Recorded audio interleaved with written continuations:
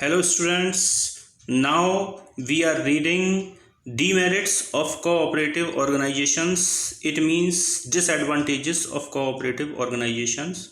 cooperative organizations के कौन कौन से दोष होते हैं ये हम पढ़ रहे हैं इसमें पहला पॉइंट आता है लिमिटेड लाइबिलिटी यानी लिमिटेड कैपिटल यानी सीमित पूंजी.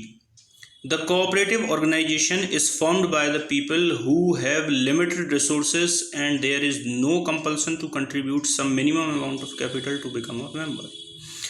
कोऑपरेटिव ऑर्गेनाइजेशन जो है उसमें वो लोग इंक्लूड होते हैं जिनके पास लिमिटेड रिसोर्सेज होते हैं और कोई भी कंपल्सन नहीं होता कि आप इतनी मिनिमम अमाउंट का इन्वेस्टमेंट करिए तो आप मेंबर बन सकते हैं. इसका मतलब आप कुछ भी पैसा लगा के आप मेंबर बन सकते हैं. तो कम रिसोर्सेज वाले लोग कम पैसा लगाएंगे, इसलिए ये रहता है कि कोऑपरेटिव ऑर्गेनाइजेशन में लिमिटेड कैपिटल ही होती है. दूसरा जो पॉइंट आता है इसमें वो आता है inefficient management. The cooperative organisation is managed by its members only. Cooperative organisation जो है वो केवल अपने मेंबर द्वारा चलाया जाता है. These members are not professional experts. ये मेंबर कोई प्रोफेशनल एक्सपर्ट नहीं होते. The cooperative organization cannot afford to pay high salary to professional and qualified people. Cooperative organizations जो है वो प्रोफेशनल्स को और क्वालिफाइड पीपल को हाई सैलरी दे के अपॉइंट नहीं कर सकते क्योंकि कोऑपरेटिव ऑर्गेनाइजेशन के पास बहुत ज़्यादा पैसा नहीं होता है.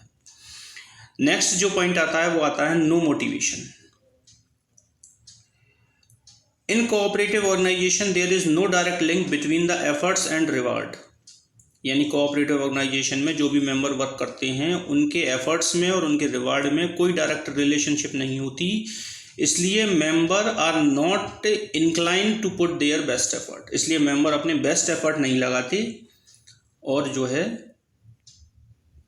क्योंकि मोटिवेशन नहीं मिलता उनको कोऑपरेटिव ऑर्गेनाइजेशन के अंदर. नेक्स्ट जो पॉइंट आता है वो आता है कन्फ्लिक्ट अमॉन्ग द मेंबर्स यानी मेंबर्स के बीच में मतभेद. क्वाइट ऑफन अक्सर ऐसा होता है the disputes arise among the managing committee and members in cooperative organisation. की मैनेजिंग कमेटी में और मेंबर्स में कोऑपरेटिव ऑर्गेनाइजेशन के अंदर डिस्प्यूट्स चलते रहते हैं, झगड़े चलते रहते हैं. The members are from different section of society.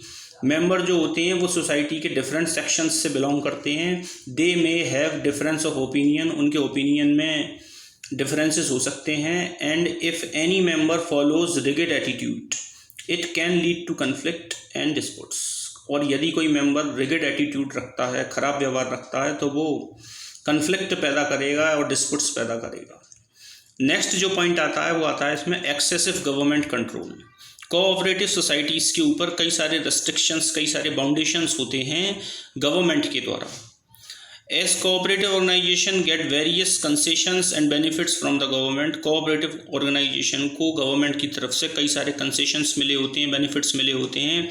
In return there is excessive government regulations and control by the government. लेकिन इसके साथ ही गवर्नमेंट के बहुत सारे रेगुलेशन और कंट्रोल जो है वो कोऑपरेटिव ऑर्गेनाइजेशन पे लगे होते हैं.